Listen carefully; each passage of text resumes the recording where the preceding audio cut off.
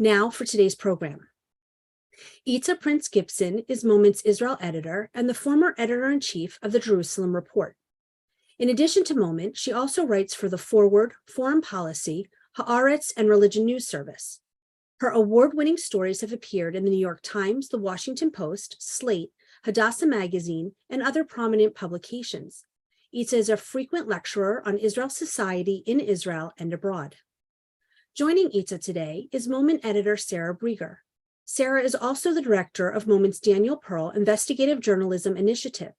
Sarah has won numerous awards, including first place for Religion Reporting of the Year from the Religion News Association and first place for Best In-Depth News Writing on Religion from American Academy of Religion. Please welcome Eetta Prince-Gibson and Sarah Breger. Eetta, it's very nice to see you, even if it's nice to see you too. Perhaps at a precarious time in Israel. And even when we spoke about doing this on Sunday, from Sunday to Thursday, so much has changed. So we're going to try to get to, as much as we can. People should definitely write questions in, and we'll try to get to those also. Let's, I guess, time travel back to January, when Netanyahu's government sort of put forth these, what we can call judicial reforms. Kind of what exactly were these judicial reforms and why are they so controversial? Well, first thing is that Netanyahu himself did not run on a judicial reform platform. He didn't mention it at all. So we have to say that he talked about cost of living, he talked about Iran, and all of a sudden the country, in beginning days after they took office, after this government took office, we were catapulted into what by now is 141 different proposals. So the first thing is that there's certainly a sense of, whoa, where did this come from? It's true that one smaller party in particular had talked about judicial reform. That is part of the background of a sense of, why is this so urgent now? I mean, other things are going on, including the shekel falling for a while, etc. The judicial reforms is not a new story, and our readers and you may remember, we actually wrote a piece on this that won an award also from Religion News about, I think we called it the Supreme Court in the hot seat. Yes, and Eetta wrote it, just for people to know. It's good. We'll include it maybe in the follow-up email. And what we see there is the Supreme Court became labeled as the leftist court. And not unlike what happened in America, it became an issue for the conservatives to make sure that the court wouldn't impose its liberal agenda on the people. And it was also very much presented as who elected these judges, who appointed them to override. Now, the override is very complicated here because we don't have a constitution. The United States has an accepted constitution, and if the court says, if the American Supreme Court says something is not a law or something is unconstitutional, at least that framework is accepted. You could argue people may not think it's unconstitutional. Here we don't have a constitution. What we have is a set of laws that are called basic laws. Somewhere around the 1990s, and they were originally intended to come together and be the basis of a constitution. Somewhere around the 1990s, the Supreme Court gave them the weight of a quasi-constitution and could say, they could say this law or this executive practice contradicts a basic law. They were interpreting basic laws, of course, according to standards not only of the basic law, but of human rights, which are not ensconced in anything here. This aggravated several communities. One, and we gave these examples in the story, one were the ultra-Orthodox, who, for instance, every time they would try to impose something, separate buses or women at the back of the bus in public busing, the Supreme Court said the government can't pay the public, we can't put public funds out that discriminate. The ultra-Orthodox said, that's not discrimination, that's the way Jews are supposed to behave. And who is the court to tell us otherwise? So there were numerous of these kinds of incidents. And again, with no grounding in a constitution that would give us a framework that's accepted. The way they want to deal with this is by several laws that are particularly controversial. One is the override clause. The override clause means that should the Supreme Court decide, strike down something, the Knesset can simply, by a regular majority, make a law that says it's legal. So they could conceivably make a law that says, no, it is legal. And in fact, there is a proposal to decriminalize segregation when it's for religious purposes. Needless to say, that's not making some people very happy here. Gender segregation, but we don't know that it wouldn't mean other kinds of segregation. So that's the override clause. The other one would be the selection, the committee that selects judges. Taken together, though, and this was the very striking thing, when you started to look at all this burst of, proposals that were coming at everybody all the time. I think I wrote in one of my columns, I have post-traumatic stress disorder, and we ain't even post, was giving the government almost unlimited power. As it is, we have a problem of the checks and balances, because that's a problem that exists in all parliamentary democracies. The checks and balances aren't exactly the same, because the prime minister is elected as a head of a party, okay? So the only thing standing to check checks and balances is the Supreme Court. If you take away its right for judicial review by the override clause, and you ensure that it's politically appointed, what do we have left? And what we began to see was, whoa, what would happen if, who says they won't decide? And there was actually a proposal, but not very seriously brought up, to extend the election, to postpone the elections by 2 years.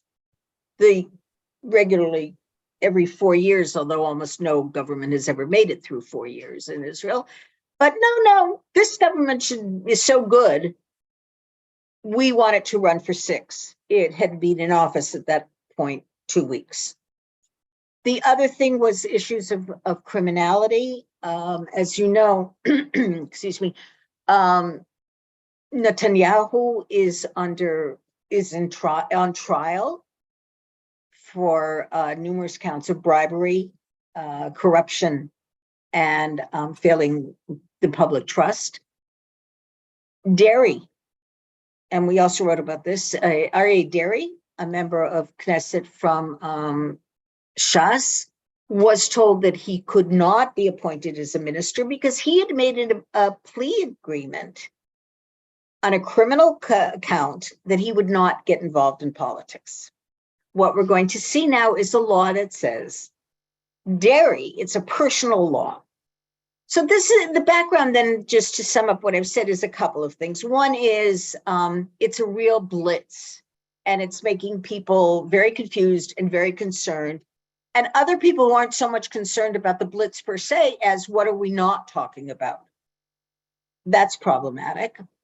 The other thing that was causing a lot of trouble is the power being given to the government, and that the government, if we remove judicial oversight, can do anything it wants. And the criminality, and the sense that now what we're doing is we're legislating things to allow people to do things that aren't so kosher. But they become kosher because they knocked out judicial review of them. And what are we left with?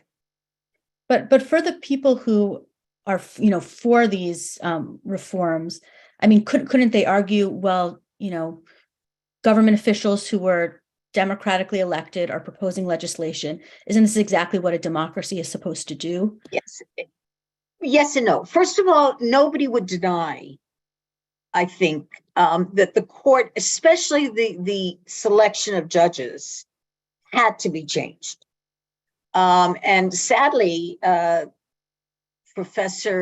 former Chief Justice Aaron Barak was interviewed on television and actually said, we couldn't find qualified judges who were Mizrahiim.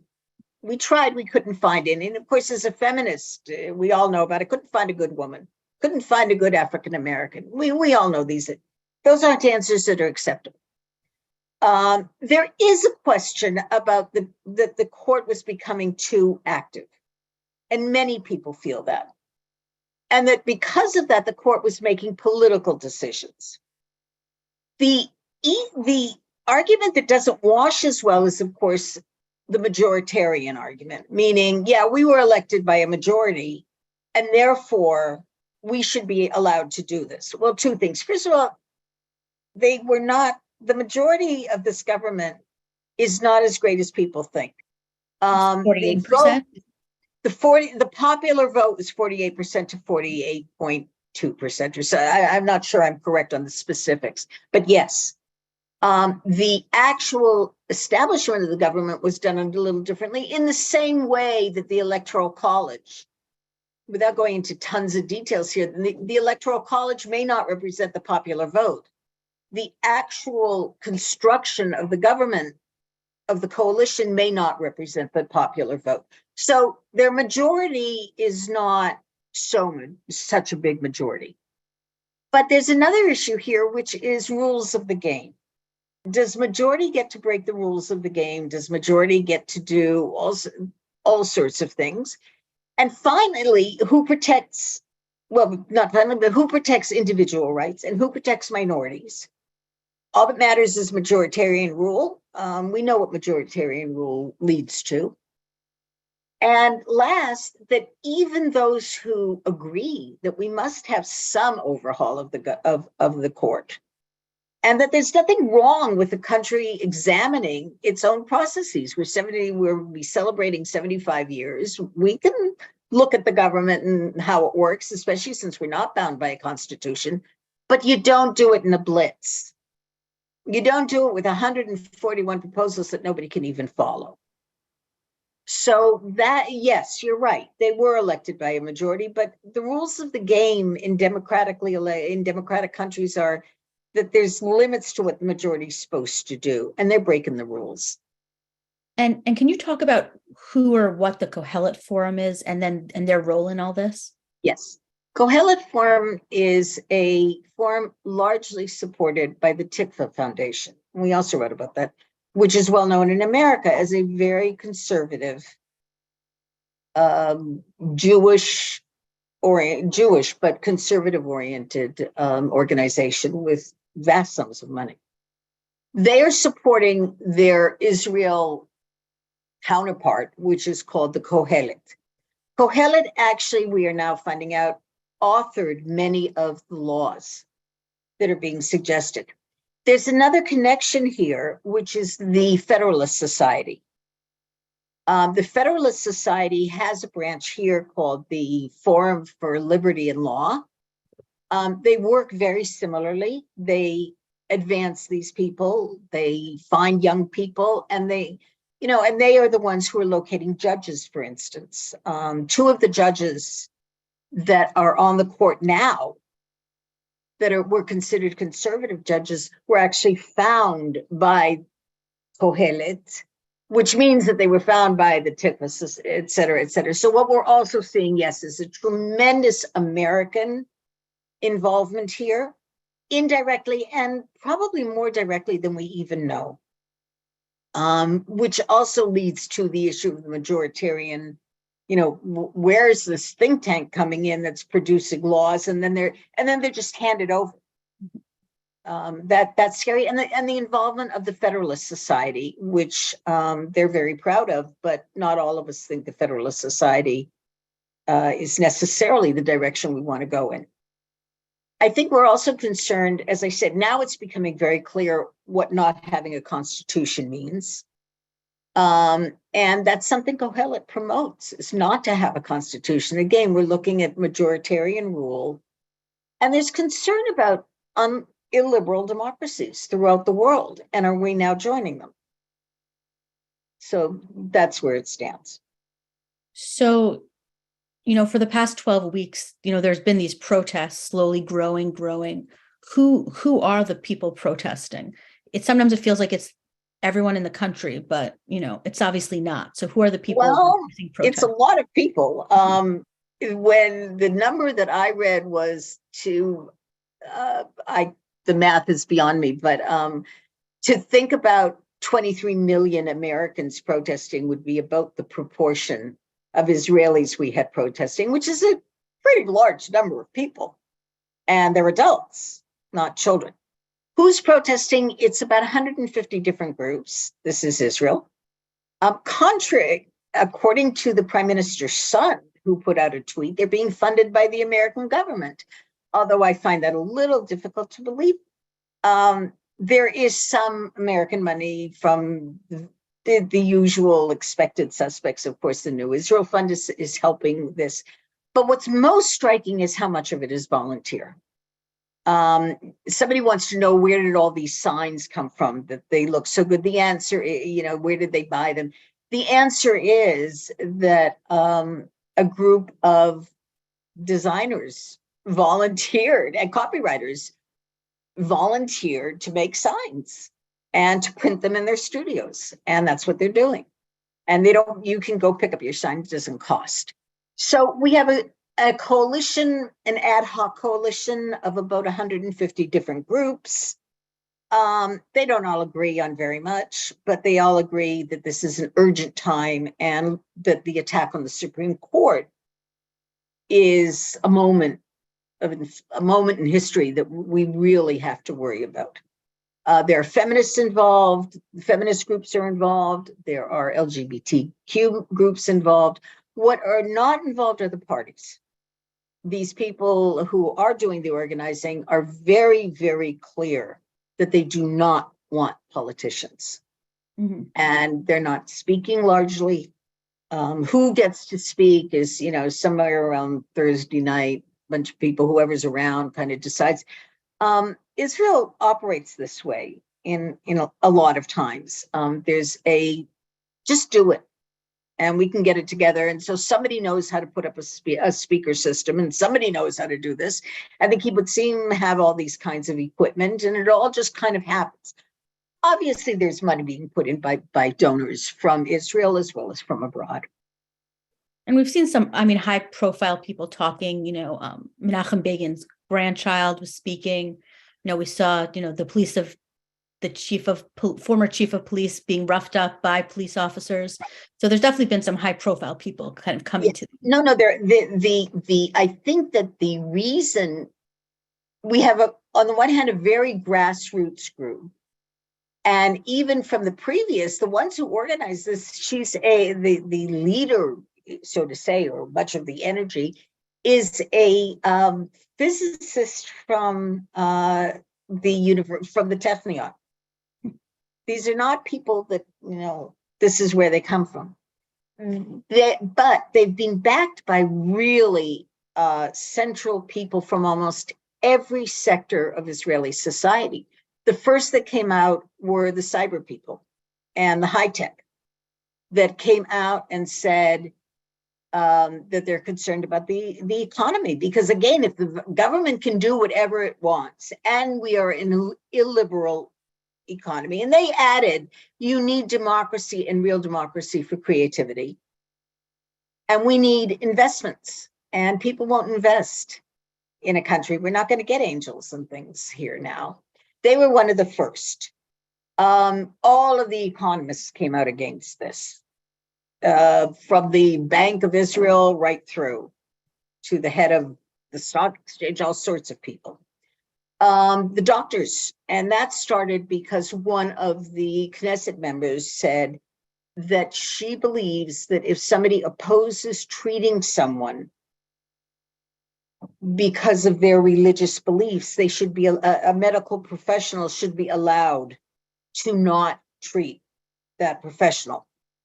the law that she was proposing, there was such an uproar. It then said, as long as there's someone else who can do it in the area, in the immediate vicinity. And then, of course, the medical profession came out immediately saying, we will absolutely not tolerate this. You have the banks joining in, which is really kind of interesting. The paramedical professions, and then, of course, we had the army. We had groups of reservists. And I want to make it clear because that was creating a little bit of difficulty here with, and what Netanyahu said the other night was not correct. There are people who are called up for reserve duty.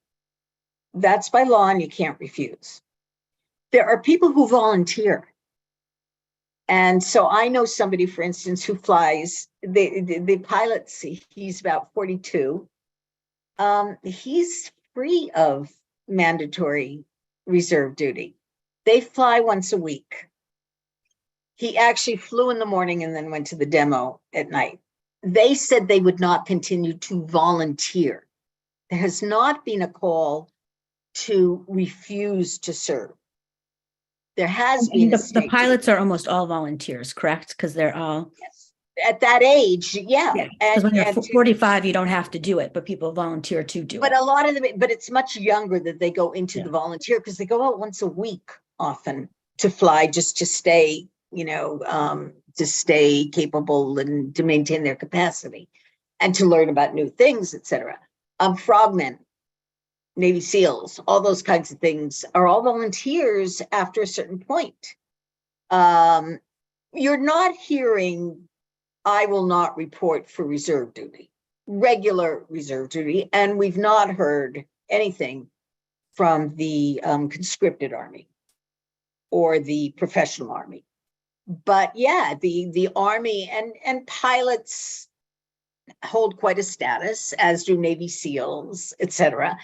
And that also gave a lot of support to the a feeling of this really matters to everybody. This isn't just a bunch of younger people being spoiled brats, as they were called in 2011 in the social justice demonstrations, which were largely middle-class people who couldn't buy apartments and not poor people.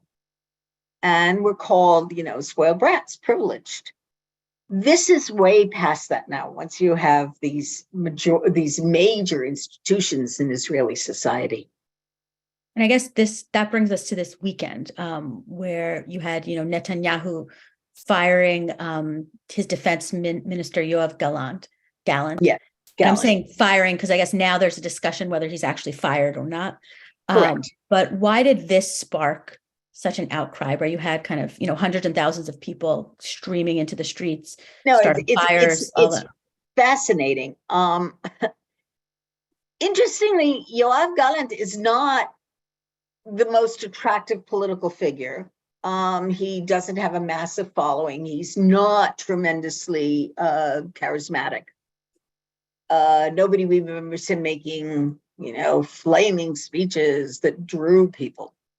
What he is very experienced and very level-headed. And Netanyahu had said that because of all these protests, our enemies are getting ready. Our enemies are seeing Israel's internal unrest, and this is a security risk. So you fire the most experienced person you have in security in your government. Gallant is also seen as very level-headed. He's always been level-headed. That's he's kind of straightforward, level-headed, not an ideologue. The reason that Netanyahu fired him was because he had come out publicly and said that he thinks this should be halted, that this is becoming a security risk because of the unrest within the country. Within seconds, cell phones were just bleeping. Israelis love WhatsApps, and we all belong to more WhatsApp groups than I care to admit. And so we started getting, it's like 9:03 in the evening. It was also a very cold evening. And I'm sitting next to my husband, and both of our phones are just bleeping all the time. Most of them saying the same message. Turn off Netflix, get out of bed, put on a jacket, get dressed, put on a jacket, and go demonstrate. And I think there were a number of things that promoted that. One is a little bit of the straw that broke the camel's back. The second is it was so dictatorial. You fire the most experienced, dictatorial and vindictive, that Netanyahu fired the most experienced man he has in his cabinet, in a cabinet largely made up of people who did not serve in the army. The ultra-Orthodox, and Itamar Ben Gvir, who was rejected from the army because he was too extreme. This is the person you fire, you've lost it. This is irrational, vindictive, dictatorial. There was also a lot of pushing each other into it. I mean, it became I can't sit in bed when everybody else is going. And it was unprecedented. There was no planning for this. It was completely spontaneous. And then it began to feed itself because people were so proud of saying, we're not going to let this happen. This is scary stuff. And we're out there. And and then of course, everybody's sending everybody pictures. So it just grew and grew and grew. What was also very interesting is how many young people responded. And they responded more strongly than ever before. They've been out there at the demonstrations these past 12 weeks, but not in these numbers, with a lot of humor. There's a ditty going around that I won't quote it all, but all of the young people, I'm talking about people, let's say under 40, know it, which basically ends with, you picked the wrong generation to hassle with. If there's no equality, we will topple the government. You picked the wrong generation. And they're all just walking around singing it. People went in Tel Aviv, people took sleeping bags with them and said, we're going to take over the Ayalon Highway, which is the main thoroughfare. People brought, there's a lot of humor that works. Portable coffee kits. So they were having kumsitzes, they were having campfires on the main highway, lighting small bonfires, making coffee, singing songs. In Jerusalem, we had acrobats, a cappella singers, yoga. Okay, and then the next morning, and much of that went on until about 3 or 4 in the morning.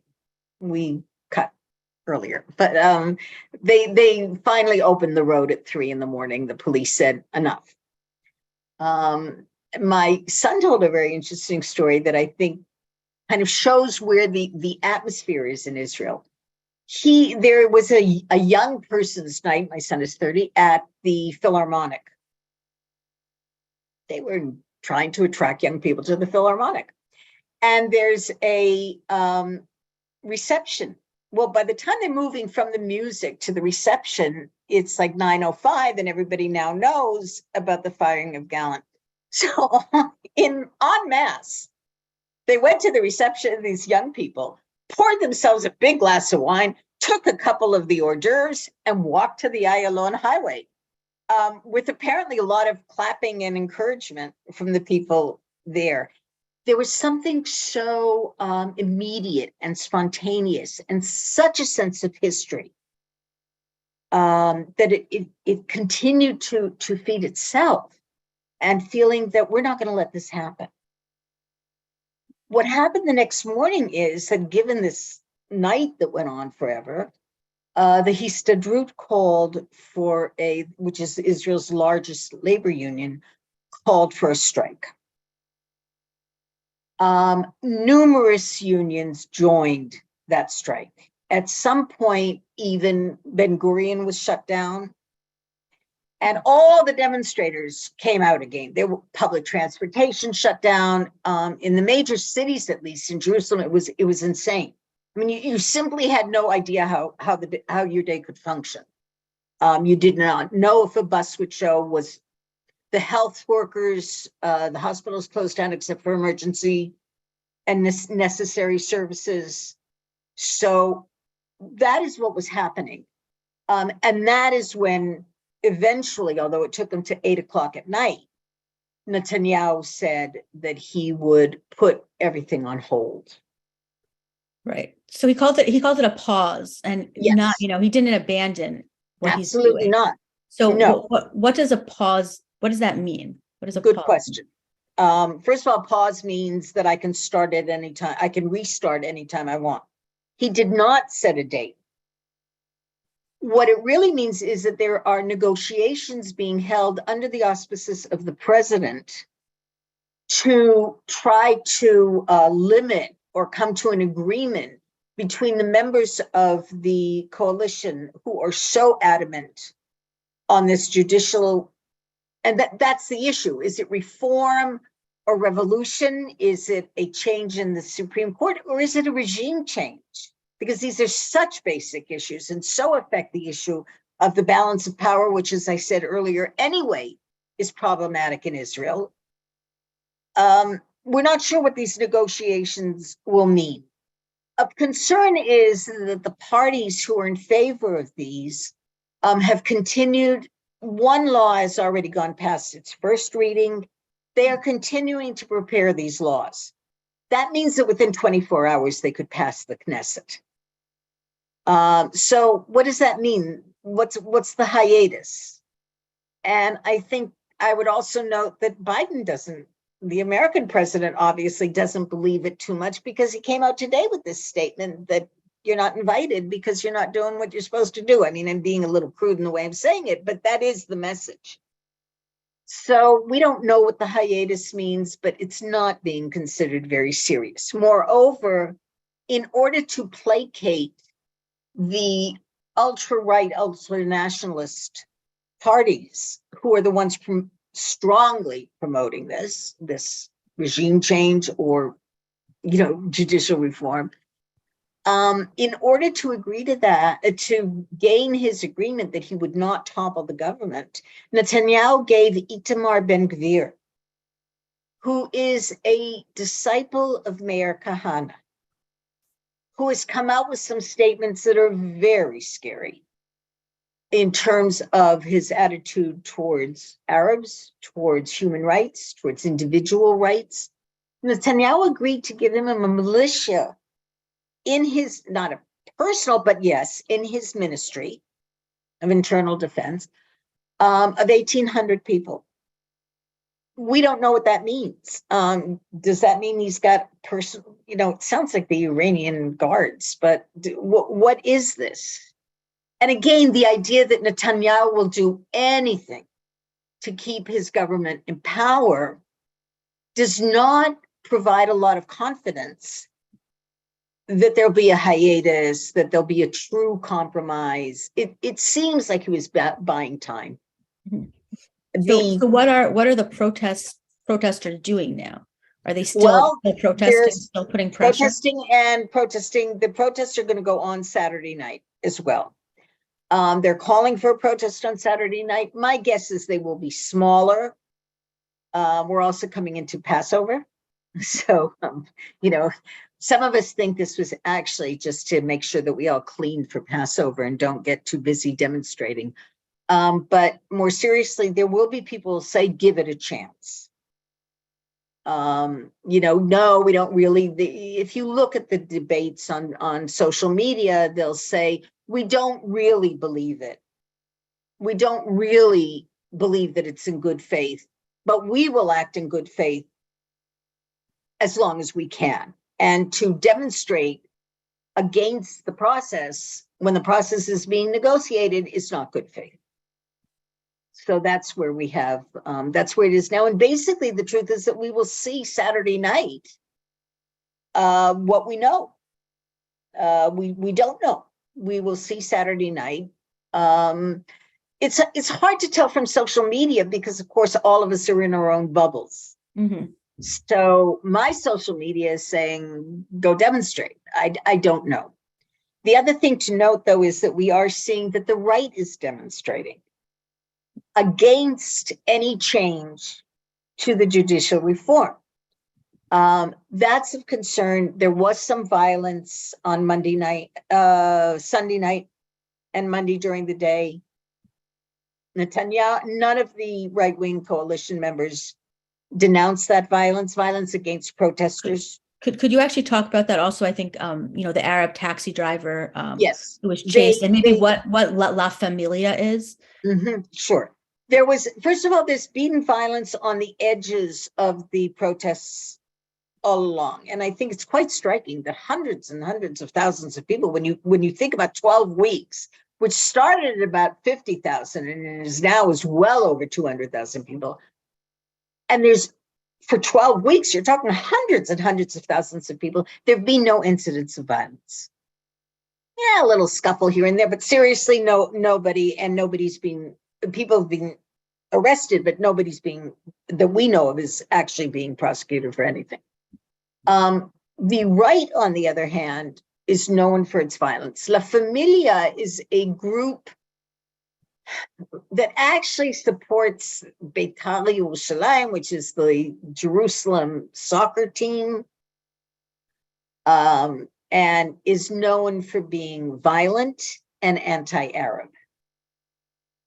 In 2014, during the campaign in Gaza, they would go out at night together with another similar group called Lava, and they would frequently wait until restaurants close, because a lot of dishwashers and those kinds of people who work in lower capacities in restaurants are Arab. And then they would find them and go after them. And there were ugly, ugly situations. They're showing themselves again. That's what we saw. Yes, they attacked a cab driver. He was seriously hurt. His cab was really messed up. They attacked a journalist who is seriously he has cracked ribs and some damage to his spleen. They attack photographers. They throw rocks. They don't play nice. They bring pipes, and the police did do the best they could to stop it. But this is of concern, that this will go to the streets. And how much the police can contain it is questionable. Moreover, it's of concern that nobody in the government denounced any of this on their part. And that scares me. I mean, I am concerned about violence on the streets. I know a friend of mine, again, these are all anecdotal, but who's pregnant, who suddenly said, I'm not going to, on Saturday night, I won't go. I'm afraid. I'll take care of myself right now.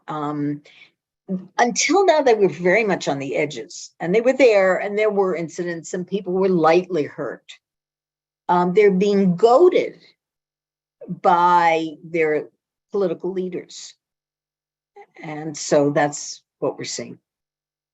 So how do Israeli Arabs or Palestinian citizens of Israel feel about the protests? Mixed. They're not participating in large numbers. Mixed for a number of reasons. One is the question of the occupation and what protesting the occupation should be as part of this protest has been controversial since the very beginning. Is this, when I said earlier about all these different groups that are forming this ad hoc coalition, some of them are saying all we want to focus on is this judicial blitz and this judicial overhaul or revolution or whatever you want to call it, including many religious. By the way, there have been many, many religious people who've been participating in increasing numbers, even in Efrat, which is a settlement in the West Bank. they have a Saturday night demonstration. That is obviously not against the occupation, considering it's a settlement. The Arabs, the Palestinian citizens of Israel, on the other hand, are going to say, but that's a major issue for us. So this is, or some of them will go as to say, we're second-class citizens anyway. This is, you're talking about maintaining democracy. We don't experience democracy. So their numbers in the protests are growing, particularly in Haifa. And there was a joint Arab-Jewish protest in Rahat, a Bedouin city in the south. The protesters at the beginning were also very cautious. They were very afraid they wanted it to be as broad a tent as possible. So we won't bring in the occupation. We won't call on Arabs to speak. We'll keep it very safe. That's breaking down. There are Arabs speaking, including in Jerusalem, at the various protests. That is going to anger, of course, even more the right wing, the right that's violent. The right that isn't violent has its right to protest just as everybody else does, of course. It's the violence that we're concerned about, and the police are saying they're concerned for the Arabs. So someone asked, under whose authority are the police?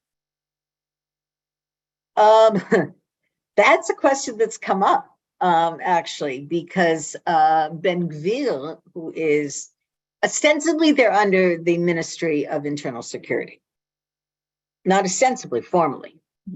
However, as with anything, any of these kinds of operations, the operational aspect versus the aspect of setting policy are always a little complicated there. So when Ben Gvir says, I expect to see people being arrested, is that an ideological statement? Is that a policy statement? Is that an operational statement? There has been tremendous tension between Ben Gvir and the chief of police, the police commissioner. Interestingly, the police commissioner in Tel Aviv, who is of the Tel Aviv region, is now, every time he shows up at one of the demonstrations, everybody cheers him at the demonstrators, because they feel that he is being very, very reasonable, and it's costing him. It's costing him vis-a-vis the minister, who says, I don't trust my officers. That's why he needs his militia. So these are complicated issues. I'm going to go to questions now. Sure. For a little bit, and then maybe if we have time, we can talk about a few more things at the end. But once someone just asked, can you explain how Supreme Court justices are selected and what the reforms would change? They're selected by a committee made up of members of the opposition, members of the coalition, the judges, as well as representatives of the Bar Association. The issue would be the numbers. And to give the coalition, the proposal is to give the coalition a very, very decisive majority, meaning that the selection process would become somewhat of a pro forma, because they would have such a majority.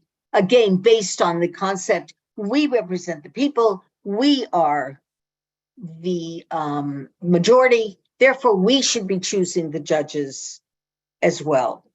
That's the concern, and there's some validity that the committees have not been appropriately representative, but to give the selection committee completely over to the coalition so that the rest of it is moot is a problem. And a similar question is, do you feel there's a need for a constitution in Israel? Absolutely. And that is what I would like to think will come out of this. Now, a constitution in Israel is always going to be problematic. It's going to be problematic for numerous reasons, among them the ultra-Orthodox, who are not willing to acknowledge, some of them are not willing to acknowledge that there is a higher binding format for the state than halakha, than Jewish law. And that is what a constitution would be, whereas they want to be able, it's one of the reasons that they are so insistent. The ultra-Orthodox actually are extremely insistent on the override clause, that the judicial review will not be able to override halakha, to override Jewish law. So this is what we need, a constitution. I think that parliamentary democracies probably need a constitution even more because of the imbalance in the balance of powers, because the separation of the executive branch and the judicial branch really, and the legislative branch is really not that great. How we will do that? I don't know. We haven't been able to do it for 75 years. I'm not so sure we'll do it very well right now. Right. It's something that always seems to come up every few years, but nothing ever actually happens. Maybe because that was the idea between these basic laws, that they would everybody would tolerate them for a while, and gradually, as opposed to enforcing them on the public, there'll be an evolutionary process here of, coming to live with them and working them out. I also want to say that I'm not in favor of large, decisive, one of the reasons that we've been able to function in Israel is a lot of times making decisions ad hoc and avoiding the issue of principle deliberately, because there's too many things we don't agree on, and didn't want to break, the Jewish people is very, very diverse. And how can we put it together? Well, one way is sometimes it's, if it ain't broke, don't fix it. Meaning if it's working, don't make it into a declaration, whether that be on the ultra-Orthodox side or on the other side. For instance, abortion, which is ostensibly illegal and then completely legal. Right. So there will be occasionally feminists who say that's outrageous. Why is it illegal? And there'll be others who say, if it ain't broke, don't fix it. Do we really want to get into a fight now when this is working? It's working for the ultra-Orthodox. It's working for religious women. It's working. Don't mess it. Maybe just explain with abortion about the panel and that, just so people understand. Yeah. Okay. Sure. First of all, you have to know that many of the things that in America are considered abortion here are not, because they're medical. So a medical issue, for instance, at the age of 35 and above, the state will pay for a set of genetic and other testing. And obviously, if the fetus is found to be seriously defective, the state will then pay for an abortion. Otherwise, why? And for instance, here again, the ultra-Orthodox do not do that testing because they say it doesn't matter. We're not going to do it. Why risk those kinds of tests? They're not risk-free. What happens is that in order to get an abortion, women must present themselves to a panel at the hospital where they wish to get the abortion. The panel is made up of social workers, doctors, religious, etc. And there are a number of criteria, which basically, again, especially when you take up the medical issues or any threat to the well-being to the health of the mother, the others pretty much cover every single reason that a woman would wish to get an abortion. And again, issues of rape or incest are not considered abortions. They are automatic.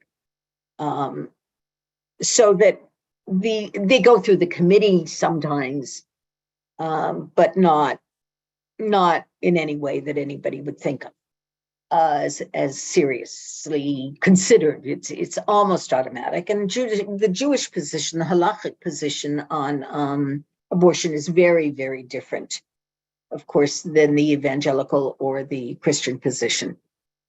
So you have to go to a committee. Nobody has ever heard of a committee rejecting a woman's request. Moreover, there has been a constantly renewed decision by the police that it is not in the best interest, in the public interest, to prosecute illegal abortions, unless, of course, they're medically risky or those kinds of, people doing things they shouldn't be doing medically or whatever. So that's an example, for instance, of something that has been working. Leave it alone. So to go back to the issue of a constitution for a moment, not that this would be constitutional abortion, but constitutions are declarations. And one of the ways that we've been able to pull this off is by deliberately avoiding highly declarative, which are highly polarizing issues. This is the first time the Jewish people have had to do this in 2,000 years, have sovereignty and rule itself. And there's so much we don't agree on. So there's always been a work it out piece by piece, and eventually we'll look at the big picture and we'll figure it all out. A constitution will mess that up very seriously. There's also very differences in the view of human rights. Human rights are promoted as a Western view. They're seen here as a Western view. And while we take them for granted as the basis, Judaism isn't necessarily, there's a very famous debate about this in Judaism. The Judaism isn't only, or even primarily, a religion of rights. It's a religion of obligation, or a society of obligation. That's the issue of charity versus tzedakah. It's not your right to get the money. It's my obligation to make sure that you live okay. How are we going to put all that together in a constitution? No. And there's one question about Mizrahi Jews and their role in the protests. We don't, obviously nobody's polling right now. They seem to be supporting, although Mizrahim support Bibi, Netanyahu, numerically. And therefore support for Netanyahu has almost turned into an identity issue. It's very much, in that sense, it's similar to Trump playing on resentment, a sense of being neglected, a sense of privilege. The others, that's a big word being used now. All the privileged people are out there on Saturday nights. Mm-hmm. On the other hand, there are many Mizrahim who are out there just like everybody else. And there is a group, an interesting group, they're a little bit under the radar still, of Mizrahi academics and intellectuals, but very Mizrahi and very politically oriented, who are now saying, we don't want to go back to the old normal. We really want to think this through, and we want to talk about ethnic equality. We want to talk about recognition of communal rights. We want to talk about tradition. We want to ensconce tradition more. We want to ensconce the Mizrahi tradition more in Israel. So, but they're still quite under the radar, but they're very much there. And then just one question about the long-term relationship between America and Israel, and has this done any damage to that? Well, the question is what you think it should be in order to answer if it's being damaged. I think that my personal position is that American Jews, if Israel is the state of the entire Jewish people, American Jews, as Jews everywhere, have a right to participate in the determining the character of the state. No, you don't vote, and we do. But certainly when the state is doing things that make the Jewish people, or not, maybe not even the Jewish people, Jews, uncomfortable, I think it's their responsibility to speak up. we know that the bulk of the American Jewish community is more liberal, statistically. So is that damaging?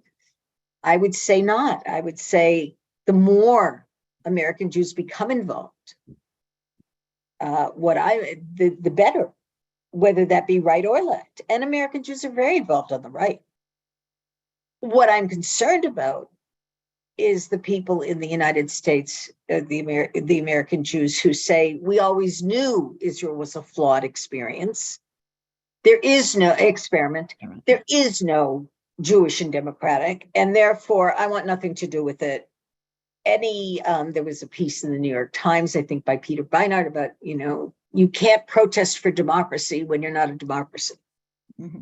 What do you mean maintain Israel's democracy? Israel was never a democracy to begin with, and all the people were saying, if these are the people, you have a person on trial at the head of the government, you have somebody convicted who's now going to be Minister of the Interior, you have these people doing this, you have one who couldn't serve in the army because he was too extreme. These are not the people that represent my Judaism. I want nothing to do with it. That's damage, in my opinion. Speaking out, I think that the age of what used to be called checkbook Zionism and support any Israeli government because that's the government. No, I don't think that's the responsibility of the American Jewish people, not at all. As an American Jew, I mean, I do have to say, kind of watching all these Israeli flags at the protests has been really moving because, I don't think we've seen, liberal democracy having sort of Israeli flags as their, as their symbol in a very long time. Do you think there's a growing, liberal Zionism in Israel that's kind of brewing? Absolutely. Yes, I think you're very right. I think that they have reclaimed the flag. Once we made the same mistake, I think the liberal community, as perhaps what I just said about those American Jews who say, I want nothing to do with this, which is that if the right is waving the flag, we won't. And we abdicated. And now what we're looking at is to say, it was an interaction because the demonstrators were called, they were called traitors. They don't care about the country. They're only protesting because they're privileged. They're going to leave anyway, all this kind of stuff. And to say, no, this is my country and I'm demonstrating out of love for my country is very meaningful. And as moved as you feel, I think you should know that Israelis feel moved too. There was an incident a few days ago that the Philharmonic was outside for whatever reason and played a tikva. Saw that, yeah. And the clip went around and people were moved to tears watching it and holding their flags. As much as there are really cute signs of plays on words that only work in Hebrew, or the song that says you picked on the wrong generation. And there's a lot of no more Mr. Nice Guy type stuff. The majority are still going out with flags. And there's a very sense of pride of, no, we're not traitors. We're not anarchists. We really love our country. And that is what they're saying. And you see that at demonstrations, not so much the younger people, of course, but, and singing a tikva at the end. And you literally see people wiping their eyes and holding their flag and feeling very, very proud. Well, that's our time. Thank you, Eetta, for taking the time to talk to us in the midst of Pesach preparations. Hopefully we'll probably check back in another, week or two, seeing how everything's going. And probably, I hope everything I said tonight will still be valid because things are moving so fast that we don't know. And thank you to everyone else. Please check in for next week's Zoominar on Tuesday. Take care. Bye. Bye-bye.